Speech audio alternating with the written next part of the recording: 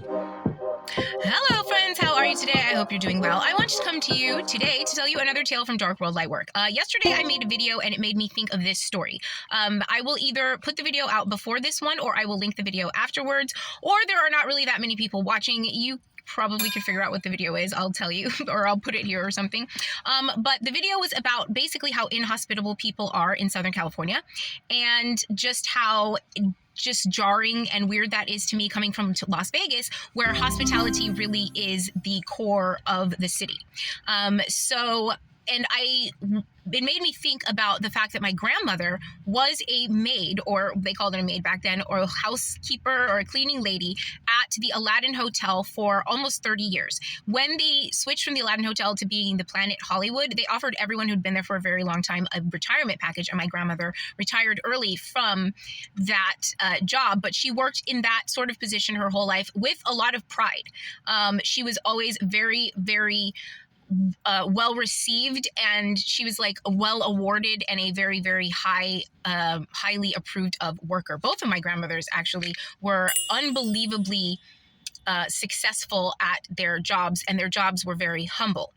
And they both worked in customer service. My grandmother worked on the phones in customer service at Cox Communications, and my other grandmother worked as a maid. And so they were both humble positions, but they did it with a lot of pride and a great deal of respect for the job and for the customers. And it's something that I just do not see in Southern California, and it is heartbreaking. And it's also irritating. And that made me think of another story that is from a category that I call been on watch the whole time. Now, something very, very wholesome leads me to the dark world, which is why I created the multimedia experience based on my life story, the book Dark World Lightwork. And there is a tag on my tumblr.com, which is part of the Dark World Lightwork experience. It's basically poetry and prose and written information. The videos are me, and that's the moving information. And then there is also the book.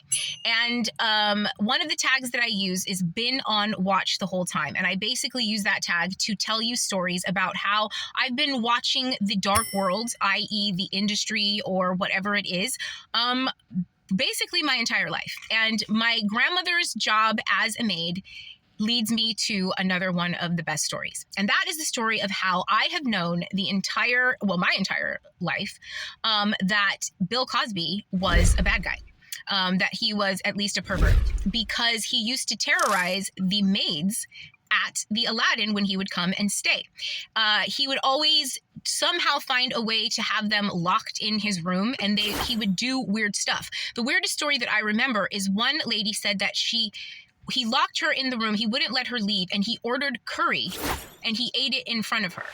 And the only thing that I could glean from that is that he wanted to make her feel as uncomfortable as possible. He wanted it to smell in the room. He wanted her to not be able to leave. And he wanted to do something to sort of like violate her sovereignty without actually touching her. Probably because he'd just gotten very creative at that point. And I remember that story was wild to me. And when I was very young, just the idea that he locked her in the room was enough for me to be horrified. The rest of it didn't really make sense to me. I didn't even know what curry was. But then I remember my grandmother and her friends going, and it's just so disgusting because he's a married man and he acts like he's happily married and he's really just a perv. You know, that's the worst part of the whole thing. And I remember thinking, oh, that's the worst part, that he's a married man and he's pretending. And so whenever I saw him after that, I knew that he was a married man who was pretending, who was a perv. Now, that did not stop me from very much loving The Cosby Show.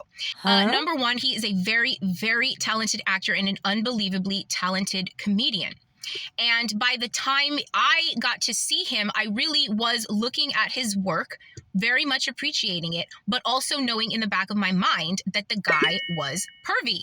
And I'm talking about from a single digit age, just because I overheard my grandmother talking about it.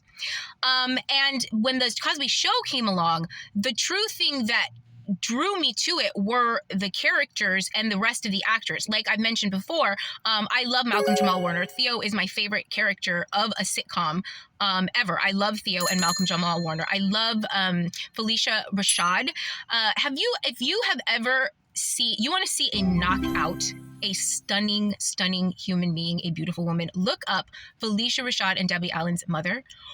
Oh my goodness. That woman will take your breath away. That is not the point, but if you would like to just have a moment where you get your socks blown off, look up a picture of both her mother and their father, but whoa.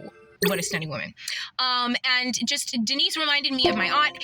There was a lot of reasons that I very much ended up loving the show, but I was able to watch it with a grain of salt, and I was able to take this man in the entire time with a grain of salt, which really helped when the whole S hit the fan, because I wasn't let down by my childhood hero. I was just like, oh, it finally came out. Which is really, really interesting because I was a young girl when it all went down, but I heard the story and I put a pin in it for many, many years. And I watched him, but I watched him in a different way than everyone else. And I have been watching this entire world, a different world, in a different way than everyone else the entire time. Thank you. And that is just one example. Okay. Thank you. Love you.